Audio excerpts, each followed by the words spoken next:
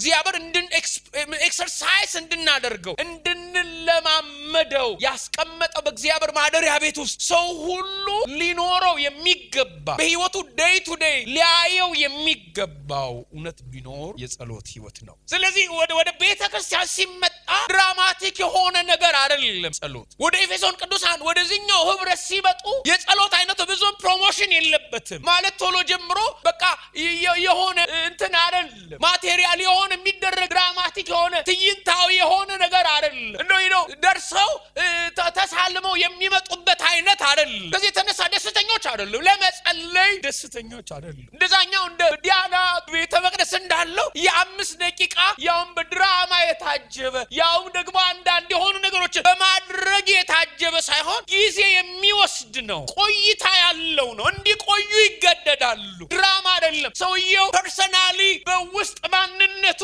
ከመለኮት ከሆነው ጌታ ጋር መገናኘት አለበት። ጸሎት በእግዚአብሔር ማደሪያ ቤት ለሚኖሩ ለኔና ለናንተ ደግሞ ለቅዱሳን የተሰጠን ስራ ነው። አሜን ናችሁ? ስራ ታቀላችሁ ዴይ ቱ ዴይ የምናደርገው የህይወታችን ክንውን ነው። ዴይ ቱ ዴይ ነው የምናደርገው። ፕሮሞሽን አንፈልግም። ማስታወቂያ ይሰራልን። 11 ሰዓት ተነስተን መሄድ ካለብን ሆነ ጥያቄ የለውም። አምሽተን ነው የምንገባው። ስራ ምንም ማብራሪያ አያስፈልገው። ሁሉ ጊዜ የሚደረግ አእምሮአችን ተቀብሎታል። ሁሉ ጊዜ የሚደረግ የህይወት ልምምዳችን ነው። not only በወር አንዴ የሚደረግ የህይወት ልምምዳችን አይደለም። በጉትጎታ የምናደርገው በሆነ በአመት አንዴ እስኪ እንደው አሁንስ የሆነ ነገር መጥቶልኛል፣ የሆነ መንፈስ ቅዱስ እንትን አድርጎኛል፣ የሆነ ምሪት አግኝቻለሁ፣ የሆነ ነገር የጸሎት መንፈስ መጥቶብኛል አሁን እንደሱ አይደለም። የጸሎት ባህሪ አይደለም። ጸሎት ለአማኝ የህይወት ስራ ነው። መጸለይ ነው በእግዚአብሔር ስልጣን ስር መገዛት። መጸለይ በእግዚአብሔር ኦቶሪቲ ስር ነኝ ማለት ነው። ጌታ አለኝ እኔ። አሜን ናችሁ? ጌታ አለኝ። አረ አሜን። ኦቶሪቲ ለሱ ለቅቄ ያለሁኝ። አረ ሃሌሉያ። አረ አሜን። ለሚጠይቀኝ አካል ሁሉ መልስ የሚሰጥ ጌታ ይሁንላችሁ። አረ አሜን።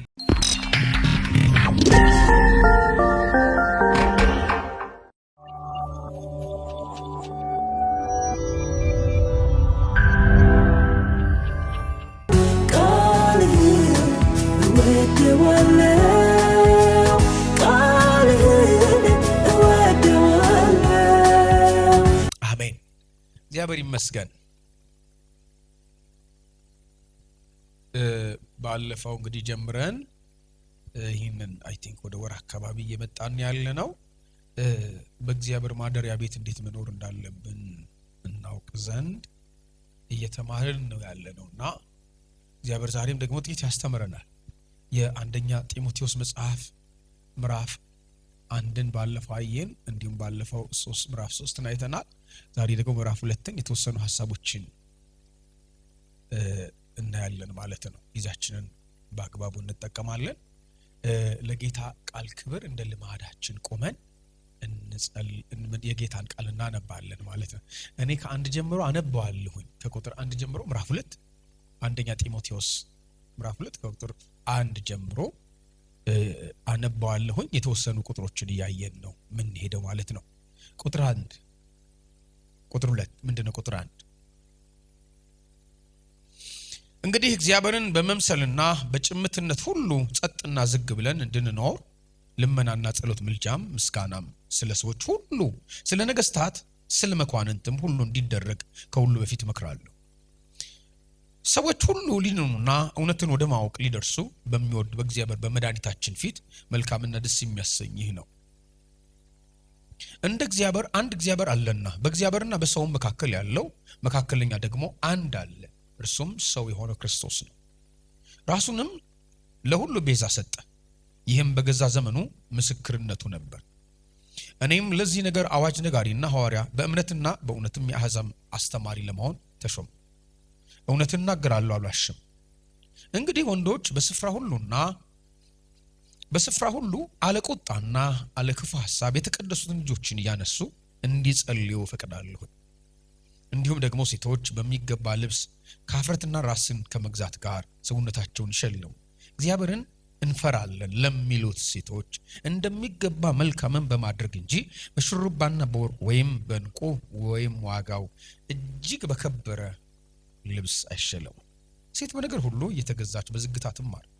ሴት ግን በዝግታ ትኑር እንጂ ልታስተምር ወይም በወንድ ላይ ልትሰለጥን አልፈቅድም። አዳም ቀድሞ ተፈጥሯልና በኋላም ሔዋን ተፈጠረች። የተታለለም አዳም አይደለም፣ ሴቲቱ ግን ተታላ በመተላለፍ ወደቀች። ነገር ግን በእምነትና በፍቅር በመቀደስም ራሳቸውን እየገዙ ቢኖሩ በመውለድ ትድናለች ይላል። እግዚአብሔር ያክብራችሁ ቅዱሳን። ቁጭ በሉ። እግዚአብሔር ይመስገን። ባለፈው ምዕራፍ 1 ላይ እግዚአብሔር ማደሪያ ቤት ልናውቀው ስለሚገባ መሰረታዊ እውነት አይተናል። እሱም ደግሞ መልካሙን የእምነት ገድል መጋደል ነው ብለናል። መልካሙን የእምነት ገድል መጋደል ነው። መልካሙን የእምነት ገድል ለመጋደል የመጀመሪያው በህይወታችን ኤክሰርሳይዝ ልንለማመድ የሚገባው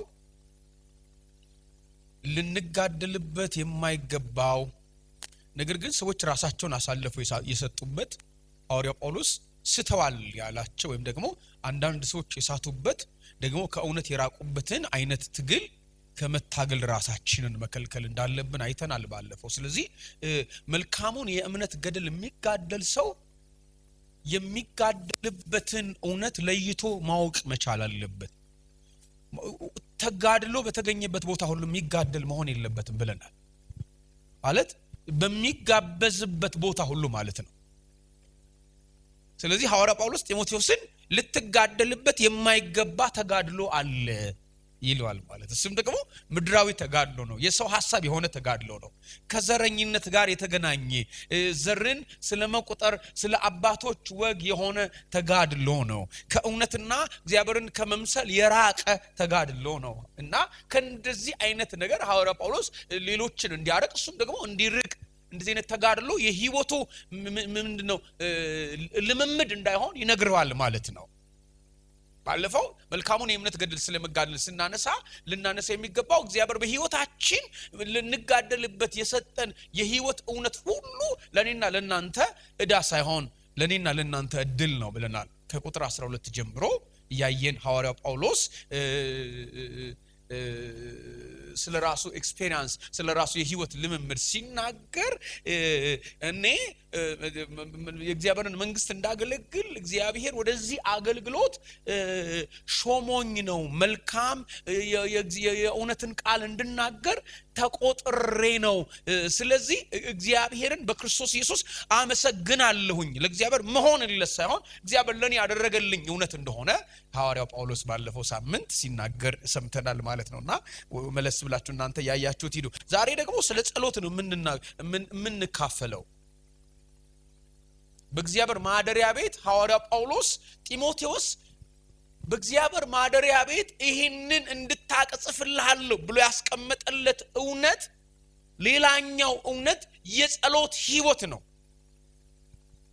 የጸሎት ህይወት ነው። ብዙ ጊዜ እኔና እናንተ ያው እንግዲህ በልማድ ደረጃ እንደዚህ አይነት ነገር አንደርስታንድ እናደርጋለን። ብዙ ከጸሎት ጋራ የራቀ አይነት ህይወት ስለሌለን ማለት ነው። ነገር ግን ሐዋርያው ጳውሎስ ከሁሉ አስቀድሜ ነው የሚለውና በእግዚአብሔር ማደሪያ ቤት እንደ አንድ ህይወት ሊያዝ የሚገባው ማለት ነው። ሰዎች ከዚህ የተለየ ህይወት እንዳይኖራቸው የተደነገገው እግዚአብሔራዊ ህግ ማለት ነው። እግዚአብሔር ኤክሰርሳይዝ እንድናደርገው እንድንለማመደው ያስቀመጠው በእግዚአብሔር ማደሪያ ቤት ውስጥ ሰው ሁሉ ሊኖረው የሚገባ በህይወቱ ዴይ ቱ ዴይ ሊያየው የሚገባው እውነት ቢኖር የጸሎት ህይወት ነው። ስለዚህ ሐዋርያው ጳውሎስ ለጢሞቴዎስ ምናልባትም ደግሞ የምንድነው የኤፌሶን ቅዱሳን ከእንደዚህ አይነት ህይወት ጋር ብዙ ህብረት የሌላቸው ይመስላሉ። because ሐዋርያው ጳውሎስ በጣም ብዙ ትኩረት ሰጥቶን የተናገረው ሰዎች ከጸሎት ህይወት ጋራ ያው ወደ ቤተ መቅደስ ሄደው ዲያና የምትባለው በኤፌሶን ያለችው ቤተ መቅደስ እውነት ነው ጸሎት ይደረግበታል። ነገር ግን ያን ያክል በዛ ቤተ መቅደስ ውስጥ በቆይታ የሚደረግ ጸሎት አይደለም።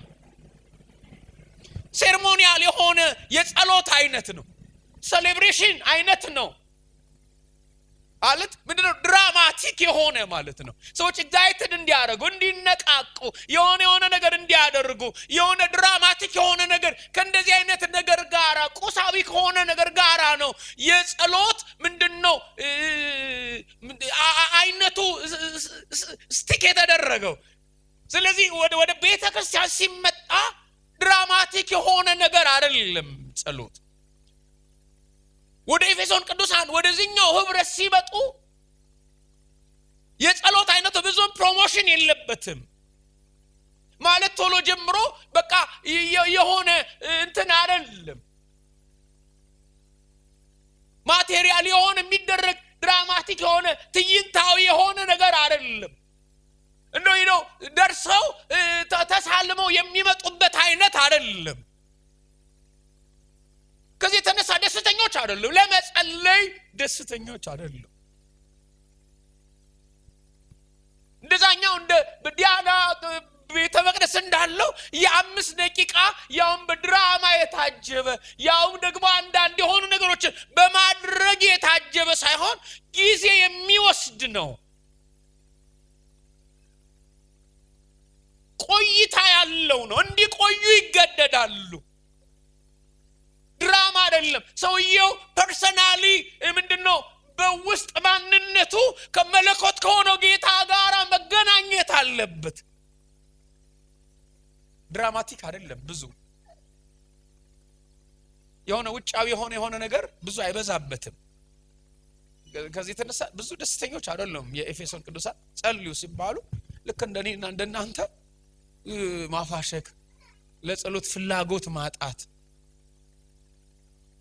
ጸሎትን እንደ ትንሽዬ ነገር ወይም ደግሞ እንደ ትርፍ የሆነ አጋጣሚ በመናገኛቸው አጋጣሚዎች የምናደርገው ነገር አድርገው ይወስዱታል።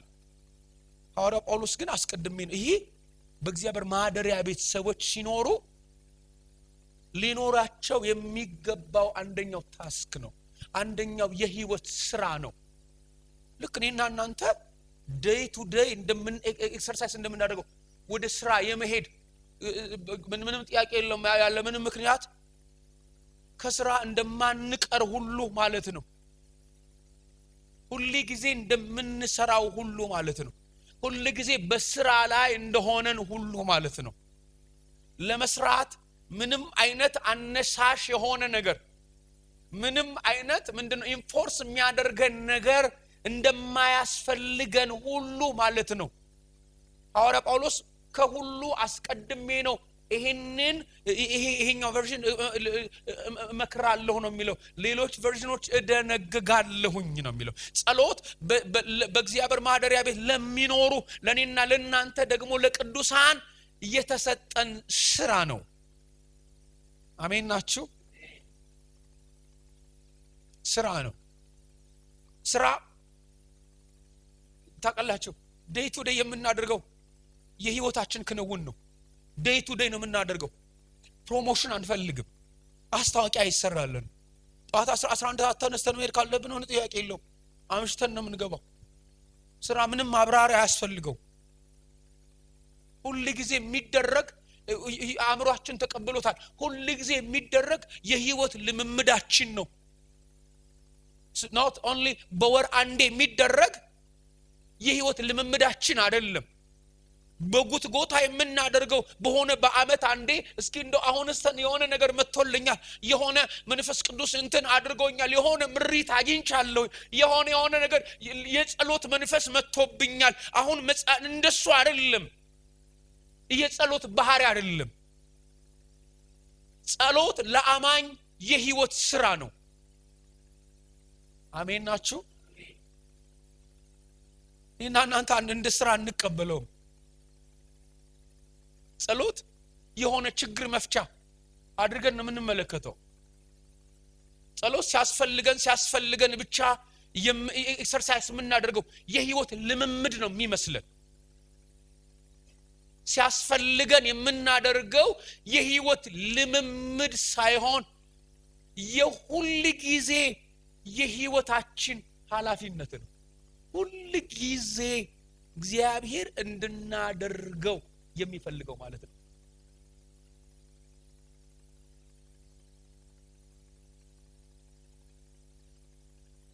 አንድ ሰው እንደዚህ ብሏል፣ እግዚአብሔር የሚገኝበት ብቸኛ አድራሻው መጸለይ ብቻ ነው።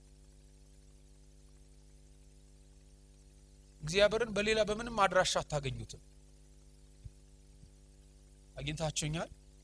እኔን በስልኬ በኩል ታገኙኛላችሁ፣ ቸርች ስትመጡ ታገኙኛላችሁ፣ መንገድ ላይ ታገኙኛላችሁ፣ በሰው በኩል ታገኙኛላችሁ። እግዚአብሔርን በጸሎት በኩል ብቻ ነው የምታገኙት። እግዚአብሔር ሌላ አድራሻ የለው፣ ሌላ አድራሻ የለው። ስለዚህ የመጸለይ ህይወት ውስጥ ስንሆን እግዚአብሔር ጋራ ያለንን የአብሮነት ህይወት የምናይበት ሚዛን ነው። ለእግዚአብሔር ያለንን አክብሮት፣ ከእግዚአብሔር ጋራ ለመዋል፣ ከእግዚአብሔር ጋራ ለመቆየት ፍላጎት የለኝም እንደማለት ነው። የማይጸልይ ሰው እግዚአብሔርን በጾም በጸሎት ከእግዚአብሔር ጋራ በመቆይ በጸሎት ከጌታ ጋራ ህብረት የማያደርግ ሰው ኦሬዲ በዚህ ጉዳይ መቆየት አልፈልግም፣ ከእግዚአብሔር ጋራ ያን ያክል ብዙም እንትን የለኝም፣ አታችመንት የለኝም፣ እግዚአብሔርን ባገኘውም ብዙም ግድ የለኝም ብለው የወሰኑ የሰዎች ህይወት ነው ያለ ጸሎት የሆነ ህይወት። እግዚአብሔርን ባገኘውም ባላገኘውም ከእግዚአብሔር ጋር በቆይም ባልቆይም ዲስ ዳይ ብዙም አይደል ያን ያክል አፒታይት የለኝም፣ እግዚአብሔርን የማግኘት አፒታይት የለኝም። ታውቃላችሁ ሰዎች ከውዶቻቸው ጋራ እንዴት ተሰባብረው እንደሚገናኙ፣ እንዴት ዋጋ ከፍለው አብረው እንደሚቆዩ ታውቃላችሁ አይደል? በጣም በብዙ ጸሎት በህይወታችን እየከበደን የምንሄድ ሰዎች ከሆነ ጸሎት በህይወታችን እየከበደን የምንሄድ ከሆነ ቅዱሳን ችግሩ የጸሎቱ አይደለም። ጸሎት የሚያስጠላ ነገር ሆኖ አይደለም። ጸሎት የሆነ ቀንበር ያለበት ነገር ሆኖ አይደለም። ለእግዚአብሔር ያለን ሃፒታይት ዝግ የሆነ መምጣቱን የሚያሳይ እውነት ነው።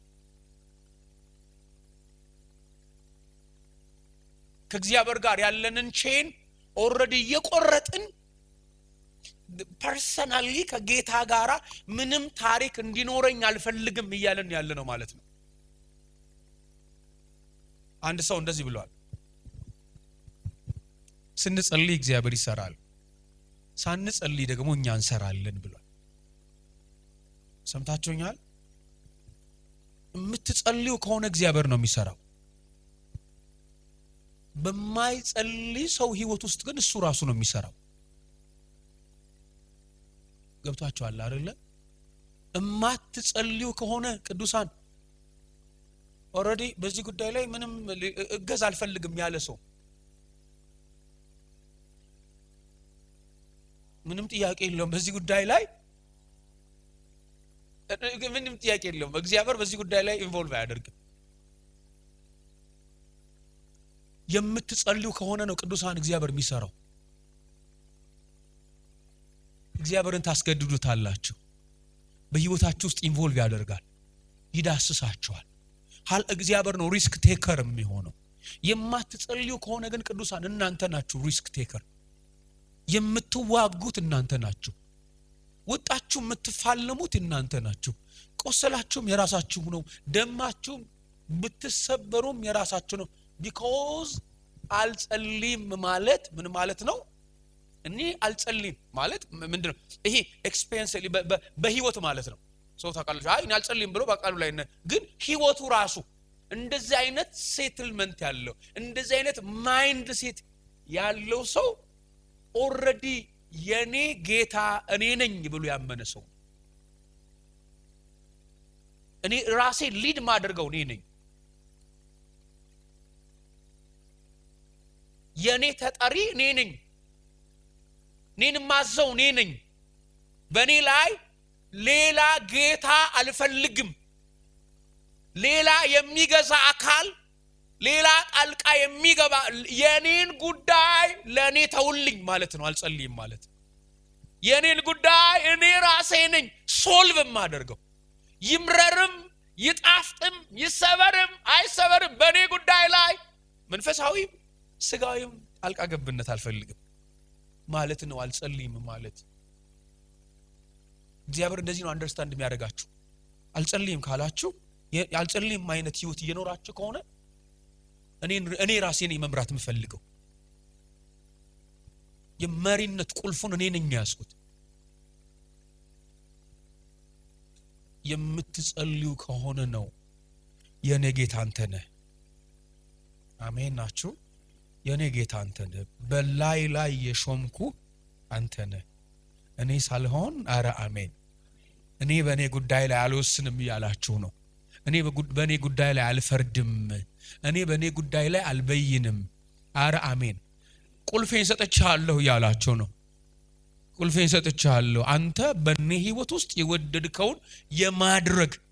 ስለዚህ እናንተ የሎሌነት ኃላፊነት ነው ያለባችሁ። እናንተ የመከተል ኃላፊነት ነው ያለባችሁ። ጌታ ሳትሆኑ ተከታዮች ናችሁ። ጌታ የጌትነቱን ኃላፊነት ይወጣል።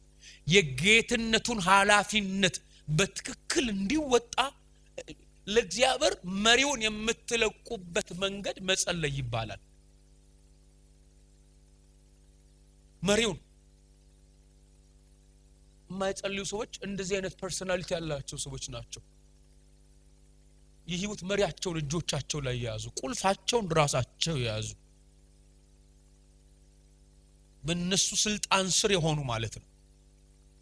ቅዱሳን በእኛ ስልጣን ስር መሆን ምን ያክል የከፋ እንደሆነ አሁንስ ባለመጸለይ ረጅም ወራትን ስታሳልፉ ይገባቸዋል። መጸለይ ነው በእግዚአብሔር ስልጣን ስር መገዛት። መጸለይ በእግዚአብሔር ኦቶሪቲ ስር ነኝ ማለት ነው። ጌታ አለኝ እኔ። አሜን ናችሁ? ጌታ አለኝ። አረ አሜን። ኦቶሪቲ ለሱ ለቅቄ ያለሁኝ። አረ ሃሌሉያ። አረ አሜን። ለሚጠይቀኝ አካል ሁሉ መልስ የሚሰጥ ጌታ ይሁንላችሁ ወይ? አረ አሜን። መጸለይ ይሁንልን፣ ወደ ጸሎት ህይወት ይመልሰን። አረ አሜን። አንዴ እንደዚህ ይባላል። አንድ መጽሐፍ ሳነብ ይሄን ታሪክ አንብቤ ከሆነ ጊዜም በፊት አካፍያቸዋለሁ። 10 ቤቶች ያሉት አንድ ሰው ይኖር ነበር ይባላል። 5 ከታች 5 ከላይ ናቸው። እና በተደጋጋሚ ሰይጣን እየመጣ ይህንን ሰው ገና በማለዳ መጥቶ ቀኑን ሙሉ ሲያሰቃየው ብሎ ይሄዳል ይባላል። ማለዳ ነው ሰውየው ኦልሞስት ብቻውን የሚኖር ሰው ነው። ታችኛው ላይ ይኖራል። ደን ሰይጣን ይመጣና በማለዳ በሩን ያንኳኳል። ደን ሰውየው ከፈተ። ሰይጣን ዘው ብሎ መጥቶ ቀኑ ሙሉ አሰቃየው። ደምንም ታግሎ ማታ ይሸኘዋል። ደን የሚገርማችሁ ነገር ድክም ብሎ ደቆ አድሮ በማለዳ ደግሞ ከእንደገና በሬን ኳኳል። ቆይ ዛሬስ ትናንትና ስለተሸወድኩኝ ዛሬ ቀስ ብዬ በጭላንጭል አያለሁኝ ብሎ ሰውየው በጭላንጭል ሲከፍት ሰይጣን በርግዶ ይገባና ታውቃላችሁ፣ ሰይጣን መርህ የለው፣ ፈቃድ አይጠይቅም። ቀዳዳ ካኘ ሰብሮ ነው የሚገባው። እግዚአብሔር ነው የሰው ልጅ የልብ ፈቃድ የሚጠይቀው። ቀኑን ሙሉ ሲያሰቃየው በመከራ ማለት አይደለም። at the next day ልክ እንደዚህ ወይኔ ዛሬ እንደምንም በጭላንጭላ ያለሁኝ እንጂ በሬንም አልከፍትም ምናልባት ሰው ይሆናል። እና የሚገርማችሁ በጣም በጭላንጭል ሳይ ሰይጣን ይሰብር ይገብራና ሲያደቀውሎ ደን የሚገርማችሁ ነገር ወደ አመሻሹ ከሸኘው በኋላ ወደ እሱ አንድ ሰው ሊጎበኘው ይመጣልና ይታወቁና የሚገርማችሁ እኔ እኮ በጣም ድክም ብሎኝ እንትን አድርጎኝ እንትን ሆኜ ምናምን ነገር እያለ ይነግረዋል። እኔ እኮ ለዚህ መድኃኒት አለኝ ያሳርፋለሁ። የሚገርማችሁ ነገር ከዛ ታሳርፈኛለህ? አዎ ስም ማን ነው? እኔ ኢየሱስ እባላለሁ። እና የሚገርማችሁ ነገር ይሄንን አይደለም የሚፈልገው። ስለዚህ እኔ ቤት ሰጣለሁ፣ ከ10 አንደኛውን ቤት ሰጣለሁ፣ 9ኛው ለኔ ይሆናል፣ አንደኛው ላንተ ነው። አንድ ይሰጥ። ያን ሰጥቶት ይገርማችሁ ነገር ሰይጣን ዛሬ ቀጥ በተበላ ምናምን ብሎ ጌታም የተሰጠው ክፍል ገባ። ሰውየውም ደግሞ ታች 9 የኔ አንዱ ያንተ ይገርማችሁ ነገር ማታ ገባ። ጠዋት ላይ እንደምንም ደክሞት በሩ ተንኳኳ። ወይ አሁንማ ለጌታ በር ትቻለኝ እኮ ብሎ ሊከፍት ወጣ ማለት ነው። ከፍቶ ሲያይ ሰይጣን ዘው ብሎ መጣና ሲያደቀው አለ። ሲቀጠቅጠው ውሎ አድክሞት ማታም እንደምንም ይሸኘዋል። ጌታ ጋራ ይሄድና ቤቴን እኮ ሰጠው እኮ ለምንድን ነው እንደዚህ መሆነው? እንዴት አትረዳኝም?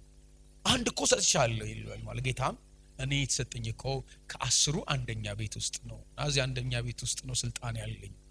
9 ቤት ውስጥ ስልጣን ያለው አንተ እጅ ውስጥ ነው ይላል። እንደዚህ ነው በቃ እንግዲያው ላይ ያለውን 5 ሰጥቻለሁ። 5 ያዘና ኦኬ ብሎ ገባ። ተኛ።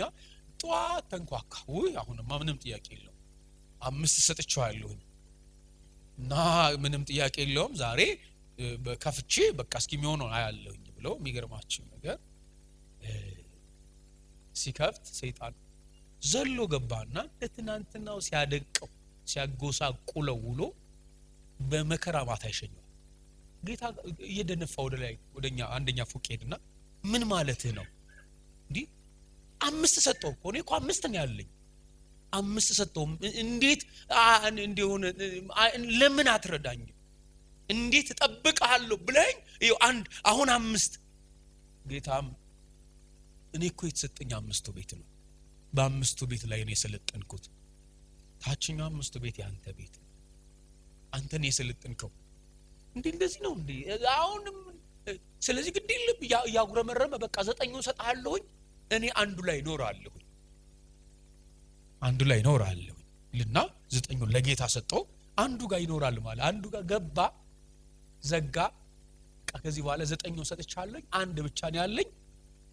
እስኪ ነገ ደግሞ አያለኝ። በጠዋት ሲንኳኳ አሁንማ አንድ ነው ያለኝ።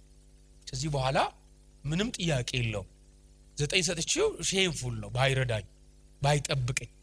ሲቀስ ብሎ ሲከፍት ሰይጣን ገባና በተለመደው መልኩ ሲያጎሳቁለው ዋለ ማለት ነው።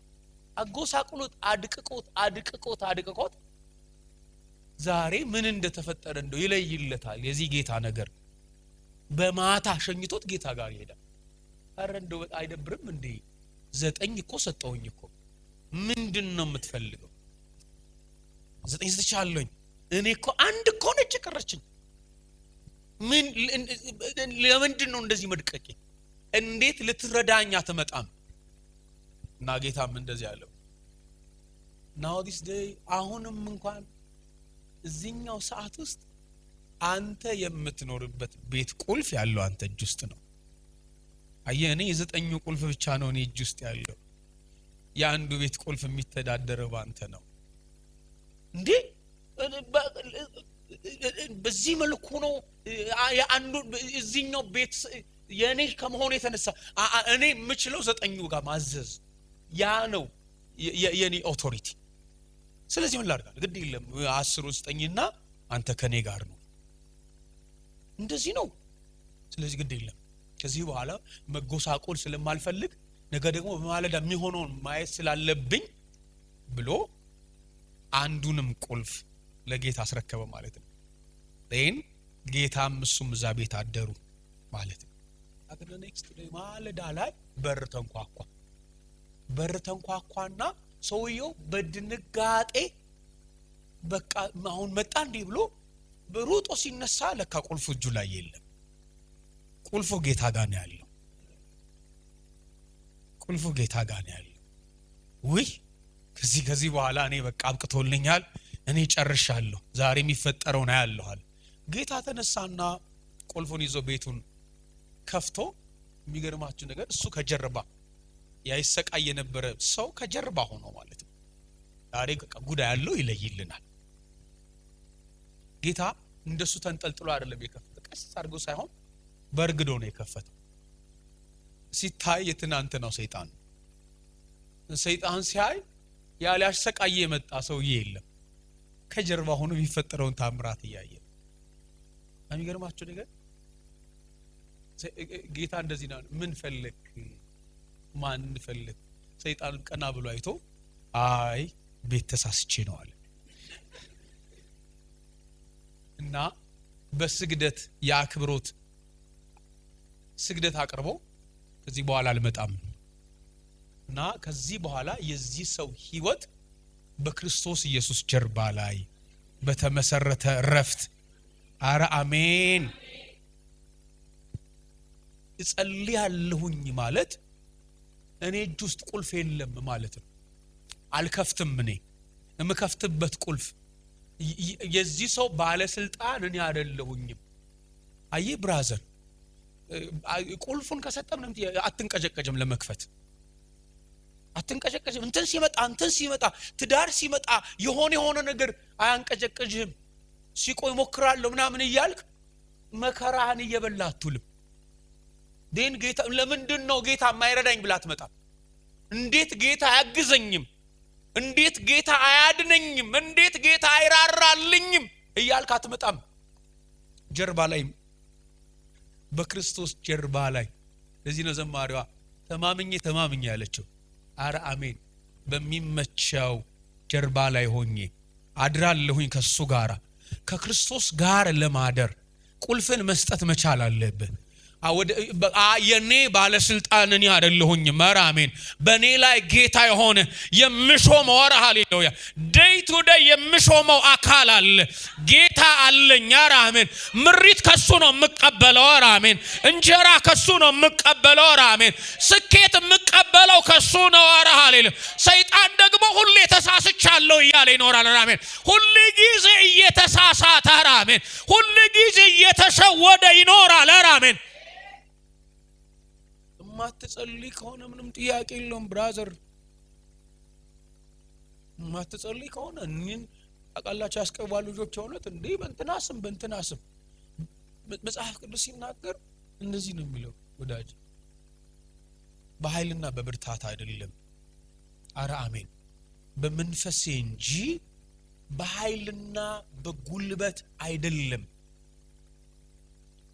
ወዳጅ ይሄኛው ወርልድ በአሳምሮ የሚታዘዘው አካል መንፈሳዊውን አካል ይሄ ዓለም ለስጋዊ ለሰባዊ ፍጡር እምብዛም ጆሮ የለውም እውነቴን እኮ ነው የምነግራችሁ ይሄ ለሰዋዊ ጉልበት ምንም ጥያቄ የለውም አንተ ግማሽ አቅርበ እሱ 50 አርጎ ነው የሚያመጣል እውነቴን እኮ ነው የምነግርህ የተሻላለው እኔ እኮ 50 ብር እኮ አለኝ ብለ እውነቴን እኮ ነው የምነግርህ 100 አይደለም ሚሊዮን ነው የሚያመጣል እኔ እኮ ዲግሪ አለኝ ብለ PhD ነው የሚደረድርልህ ከስር ያስገርምሃል ይጨለማው ዓለም ወዳጅ ተሳስቻለሁ የሚለው አንድ አካል ብቻ ነው አረ አሜን ስቻለሁኝ ይቅርታ አድርጉልኝ የሚለው አንድ አካል ብቻ ነው እሱ መለኮታዊውን አምላክ ነው አረ አሜን ለዚህ ነው ሐዋርያው ጳውሎስ ድንጋጌ ነው መጸለይ እኛ ምን ሰራ ከሆነ አይከናወንልንም ቅዱሳን በእኛ ህይወት ውስጥ እግዚአብሔር እስካልሰራ ድረስ እኛ የትኛውንም ፕሩፍ የትኛውንም ነገር ያጣጣምን ዲግሪያችንን ቀይረን ማስተርስ አድርገን ብንሰራው ማስተርስ ቀይረን ደግሞ ግዴለም PhDውን አድርገን ብንሰራው ነገሩ ሊቀና አይችልም ብራዘር ያስቀዋ ልጆች የሆኑት እንደዚህ ነው እኛ እንዴ ጳውሎስ ያዘው ኢየሱስ ያዛይት የለ እንዴ ምንም እኮ በቃ ማዘዝ እኮ ነገሩ በማወቅ አይሆን እኔና እናንተ ኦልሞስት በእውቀት ብቻ ነው በቃ እግዚአብሔር ወኛ ላይ ያለውን ዓላማ እናቃለን ትንቢት ሰምተናል በቃ የተባረከ ትዳር ሊኖረን እንደሚችል እናውቃለን የሆነ እግዚአብሔር ትልቅ የሆነ ሱቅ ሊከፍትልን እንዳለ እናውቃለን እግዚአብሔር በጣም ትልልቅ አገልጋዮች ሊያደርገን እንደሚፈልግ እናውቃለን ነገር ግን ስታክ ያደረግነው ዕውቀት ላይ ብቻ ነው። መንፈሳዊ ልምምድ አልጀመርንም። ያወቅነውን እውነት ኤክሰርሳይዝ ማድረግ አልጀመርንም። መለማመድ አልጀመርንም። መንፈሳዊ ዓለም ላይ በፍጹም አንታወቅም።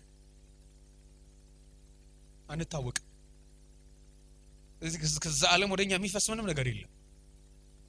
ዓለም የሚመጣ የትኛው ነገር ሊያገኘን አይችልም። ማትጸልዩ ከሆነ ቅዱሳን ስፒሪቹዋል ወርልድ ላይ ዲስኮኔክት የሆናችሁ ሰዎች ናቸው። አክቲቪቲ የላችሁ፣ ዲስኮኔክትድ የሆነ ታውቃላችሁ፣ የላችሁም፣ ቼን የላችሁ።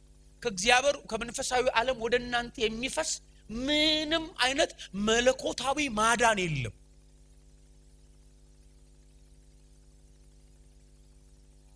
መንፈሳዊ ጸሎት ከመንፈሳዊ ዓለም እዚህ ዓለም ላይ የምናመጣበት ቼን ነው። ቅዱሳን ወደዚህ ዓለም እንዲለቀቅ እግዚአብሔር ያሰመረልን እውነት ነው። ዲስኮኔክትድ ከሆናችሁ ምንም ጥያቄ የለም፣ አትታወቁም ማለት ነው። ስለዚህ ቅዱሳን ጸልያለን። አሜን ናችሁ? መጸለይ ይሁንልን። አረ አሜን።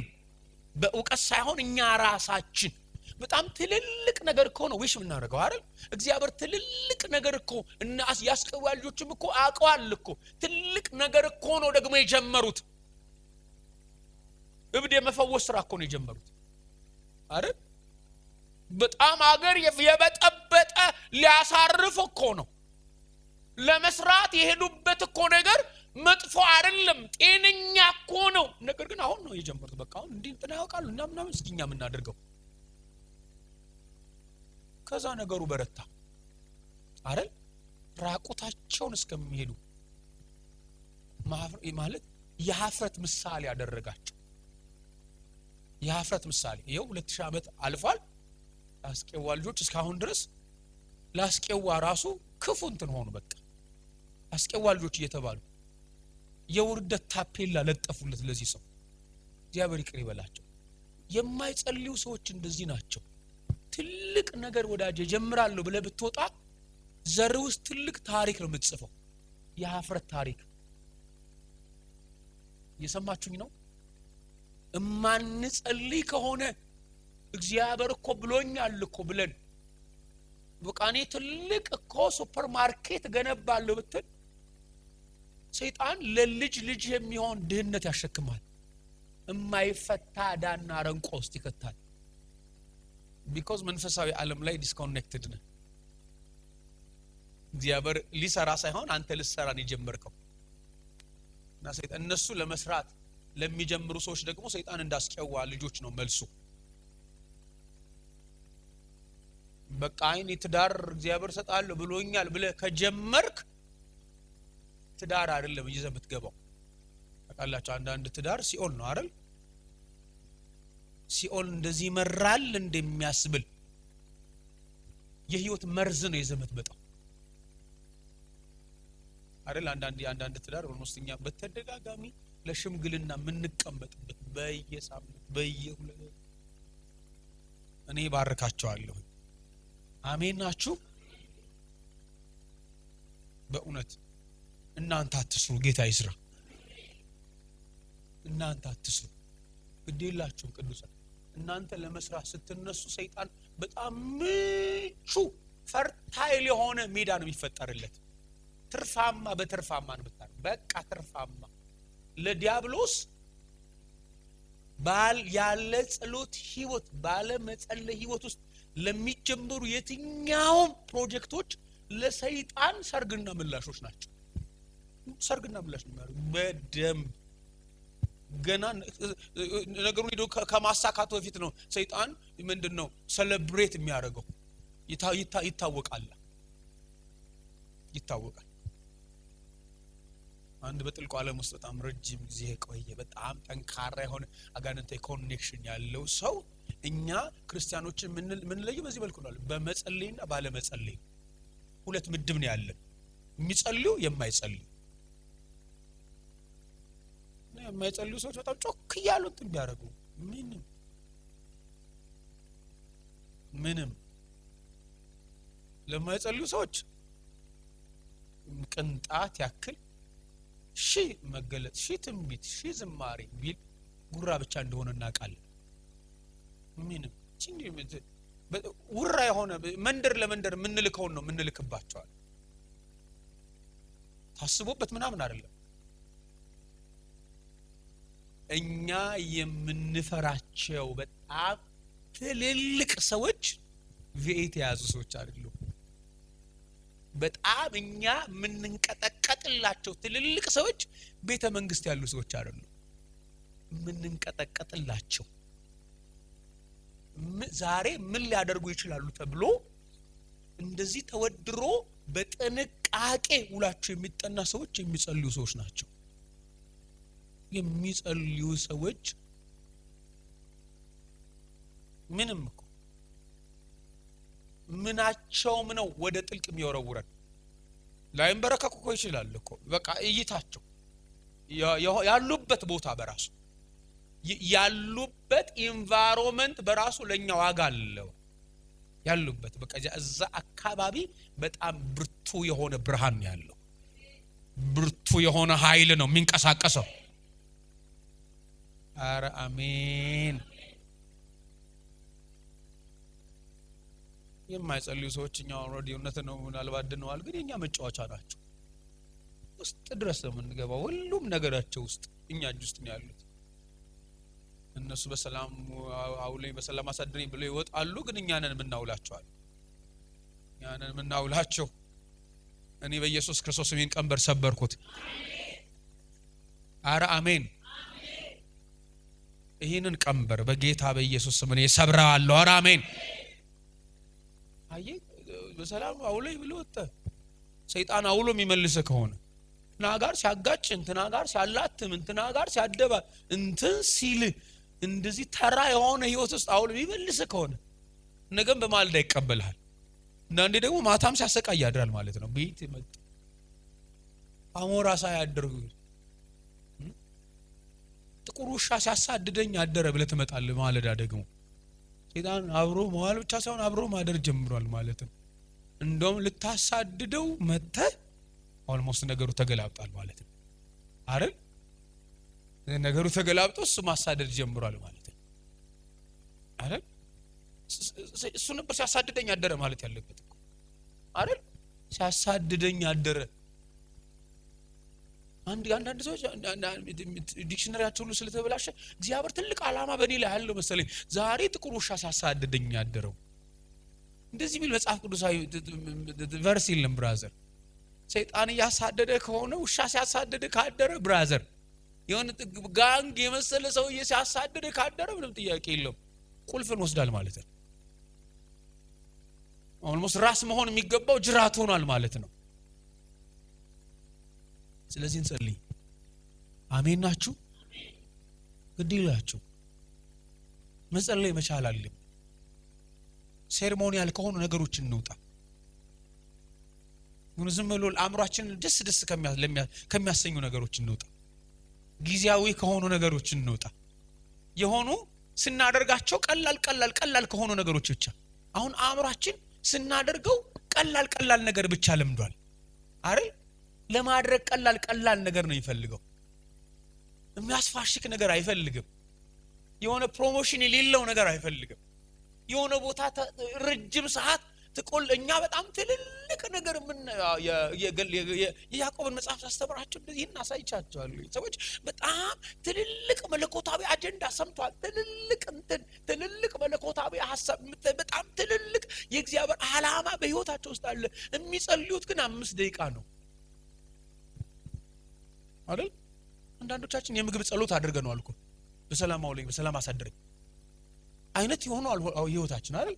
አይሆንም ብራዘር። በጣም ትልቅ አጀንዳ፣ ትልቅ መለኮታዊ ማዳን፣ ትልቅ መለኮታዊ ጉብኝት ብርቱ ጸሎት ይፈልጋል። በ5 ደቂቃ ጸሎት ተስፋ አይሆንም ብራዘር። እንዴት ይሆናል? 5 ደቂቃ እየጸለይን እንዴት ትልልቅ ነገር ዊሽ እናደርጋለን?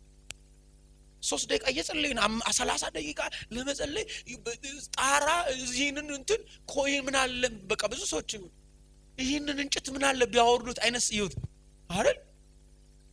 ምን አለ የሆነ ነገር ይከሸራ ምናምን 30 ደቂቃም ላለመጸለይ እኮ ነው አይደል?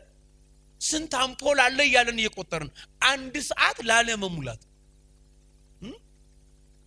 እዛ ጋር ሸረሪት አለፈ በዚህ ጋር እንትን ላለመጸለይ ማለት ነው። አእምሯችን 1 ሰዓት ዲቮትድ ላለማድረግ ማለት ነው። ስለዚህ እኛ ፈቅደንለታል፣ አእምሯችንን ልቅ እንዲሆን ፈቅደንለታል አይደል? ነፃነት እንዲያገኝ በቃ የቀለለውን ነገር እንዲያደርግ ማለት ነው። እሱ የሚወደውን ነገር እንዲያደርግ ማለት ነው። የሚወደውን ነገር ሳይሆን ቅዱሳን የሚያስፈልገውን ነገር ነው ልናደርግ የሚገባው። አሜን ናችሁ? ህፃን ብቻ ነው ብራዘር፣ ህፃን ምንም ጥያቄ የለውም። ብዙ ጊዜ የሚያስፈልገውን ሳይሆን የሚጣፍጠውን ነገር ነው የሚወስደው። የሚፈልገውን ነገር ካልሰጣችሁት የሚያስፈልገውን ነገር ህፃን ብዙ አይፈልግም። የሚያስፈልገኝ እንደዚህ ነው ስኳር ቀንሳለሁ አይልም ህፃን አይደል? የሚያስፈልገኝ እንደዚህ ነው ምንድነው ከረሜላ ተዋለሁ አይልም። ተዋለሁ አይልም። ሚሪንዳ የሚፈልገውን ነገር ብቻ ነው የሚወስደው፣ የሚፈልገውን because ህፃንነት እንደዛ ስለሆነ ማለት ነው። ትልልቅ ሰዎች ግን እንደሱ አይደለም፣ መርጠው ነው የሚበሉት አይደል? አንዳንድ ሰዎች እንደውም ታስቦበት አማካሪ አውጥተው በአማካሪ ነው የሚመገቡትን ነገር የሚወስዱት።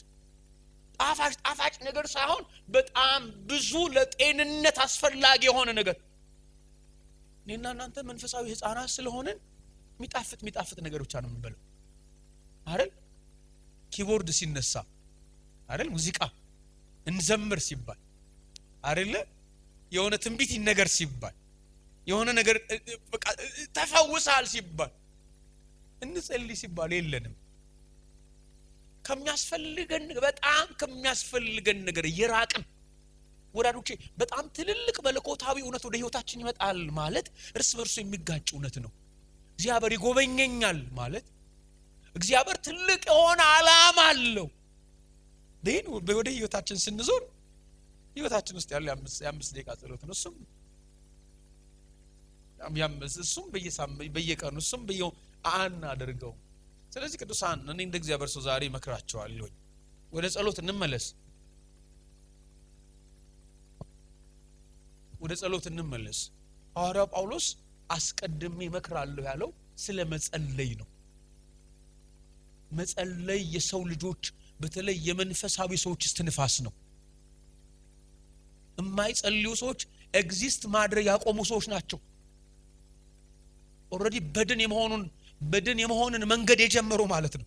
የሞትን ጎዳና ብለው የጀመሩ ሰዎች ናቸው። ኖ በእኔ ጉዳይ ላይ አልፈቅድልህም የማለት መብት የላቸውም። የጨለማ ቁራጭ በእኔ ጉዳይ ላይ መሰልጠን አይችልም የማለት መብት የላቸውም። የሚያደርጋቸውን ነገር በጸጋ ከመቀበል ውጭ ቅዱሳን ማትጸልዩ ከሆነ እንደዚህ ነው የምትሉ። ሰይጣን በህይወታችሁ በትዳራችሁ አገልግሎታችሁ የሚያደርገውን ነገር በሙሉ በጸጋ የመቀበል ግዴታ አለባችሁ። ይሁንብኝ አንደርስታንድ አድርጋችሁኛል?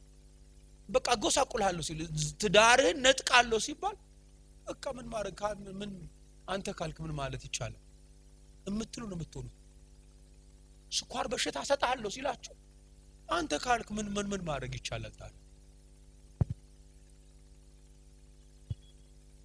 መለኮታዊ ዓለም ውስጥ ስትቆዩ ነው፣ የጸሎት ህይወት ስትገነቡ ነው ቅዱሳን ነው አልፈቅድም የምትሉት። የጨለማ ቁራጭ አልፈቅድም፣ አረ አሜን። ሞት አልፈቅድም። በእኔ ብቻ አይደለም፣ አረ ሃሌሉያ። እኔ በሚሄድበት ቦታ ሁሉ አረ ሃሌሉያ። እርግማንን አልፈቅድም፣ አረ ሃሌሉያ። ሞትን አልፈቅድም፣ አረ ሃሌሉያ። በኢየሱስም የጸሎት መንፈስ ይውደቅባችሁ፣ በኢየሱስም የጸሎት መንፈስ ይውደቅባችሁ። ይሁን በዚህ ነው ክርስቶስ ኢየሱስ በጣም ትልቁ የህይወት ኳሊቲው ብቻውን መጸለዩ ነው። እውነቴን እኮ ነው የምነግራችሁ። ፕሮሞሽን አይፈልግም ጌታ ለመጸለይ። እውነቴን እኮ ነው ነገር ምንም አይነት ፕሮሞሽን ማነቃቂያ ምናምን ይሆን አይፈልግም። በጣም ትልቁ ማንም እንዳይነካበት የሚፈልገው የህይወት ኳሊቲው መጸለይ ነው። በቃ ይጸልያል፣ ምንም ጥያቄ የለውም፣ ይጸልያል። ጌታ በተደጋጋሚ ሲጸልይ አንዴ ብቻ ነው ጌታ ሲዘምር ያገኛችሁት። ያውም የመስቀል መንገዱ የመጨረሻ ቀን ላይ የጌታ እራት ከወሰዱ በኋላ መዝሙር ዘመሩና ከእንደገና መንገዳ ወደ only one time አንድ ቀን ለዝማሬ እውነት ነው መዘመር መቻል አለብን። ግን ዝማሬ በራሱ ድል አድራጊ ህይወት ይፈልጋል። ዝማሬ በተሸነፈ ሰው ህይወት ውስጥ አያምርም። አሜን ናችሁ? እውነተኛ የጨለማ ቁራጭ በከበበው ሰው ህይወት ውስጥ ዝማሬ አያምንም። ግጥምና ዜማ ብቻ ነው ብራዘር የሚሆነው። ከሙዚቃ ጋር የተቀናበረ መንፈሳዊ ዓለም ላይ ምንድነው ምንም አይነት ቫሉ የለውም። የሰው ጆሮ የሰው እግር ነው የሚያዘልለው። የሰው እግር ያዘልላል፣ የሰው ስሜት ያነቃቃል። የሰውን መንፈስ መንካት አይችልም።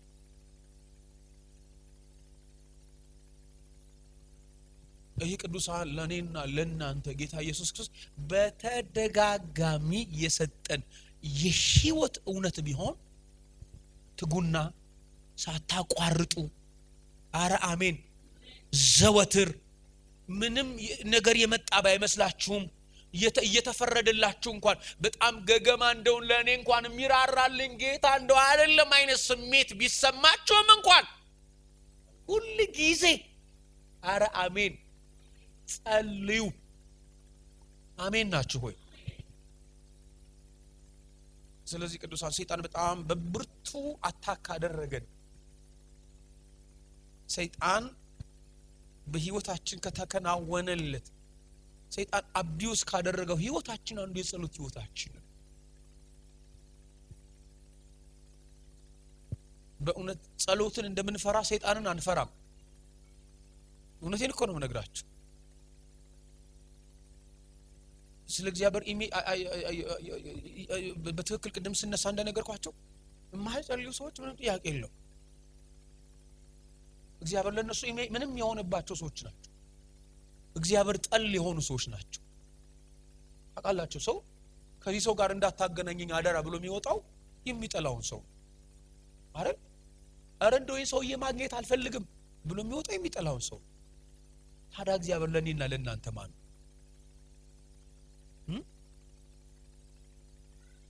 እንጸልይ ሲባል በዚህ ጋር ምን ሾልክ ከሆነ ከዚህ ሰው ጋር አታገናኘኝ ይላል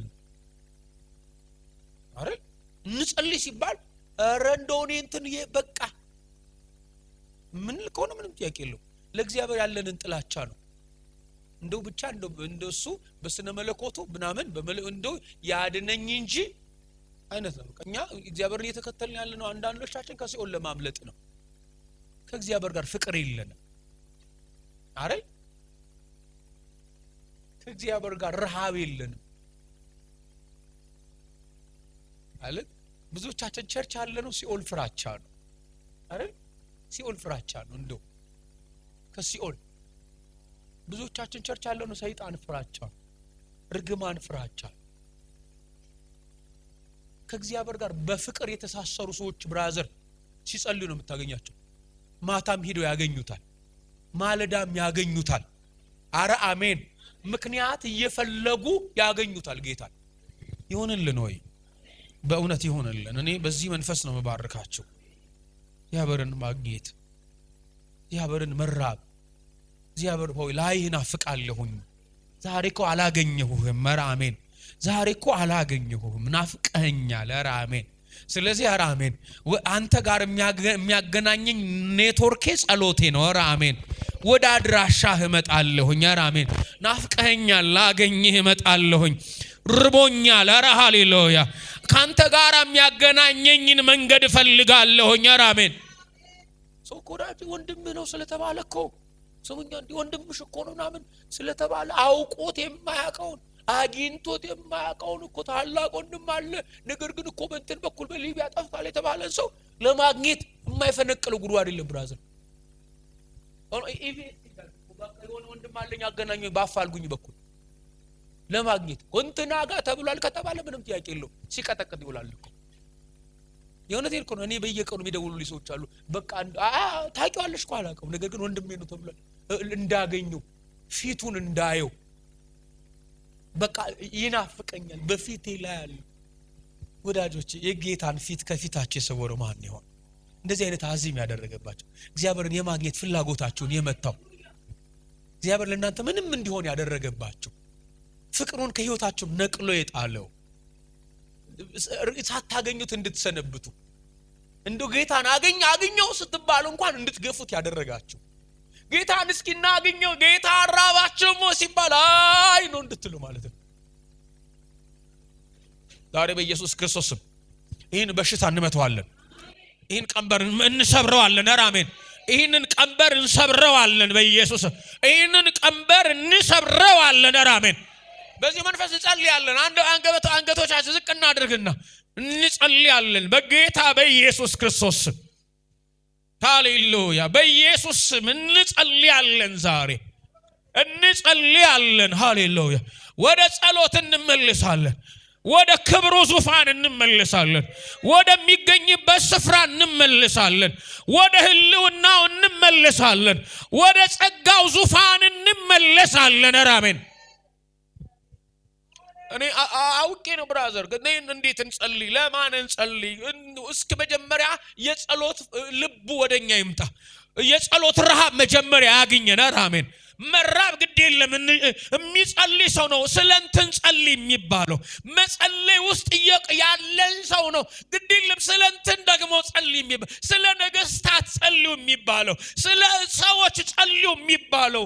እኔና እናንተ ግን የጸሎት ህይወታችንም ራስ ተወስዷል እኮ። በኢየሱስ ስም ይመለስላችሁ። እኔ ዛሬ አውጃለሁ ይመለስላችሁ። ያ የጥንቱ ይመለስላችሁ። ያ ረሃብ ይመለስላችሁ። ያ የጸሎት ህይወት ይመለስላችሁ። ያ የጸሎት ጥማት ይመለስላችሁ።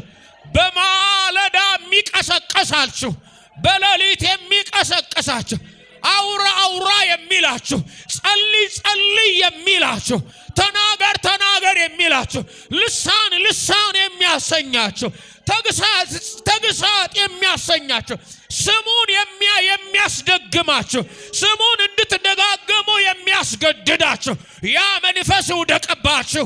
ያ መንፈስ ይውደቅባችሁ። ያ መንፈስ ይውደቅባችሁ።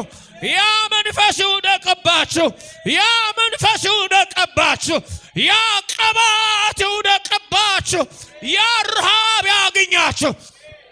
ቆመን እንጸልያለን። ሃሌሉያ ሃሌሉያ።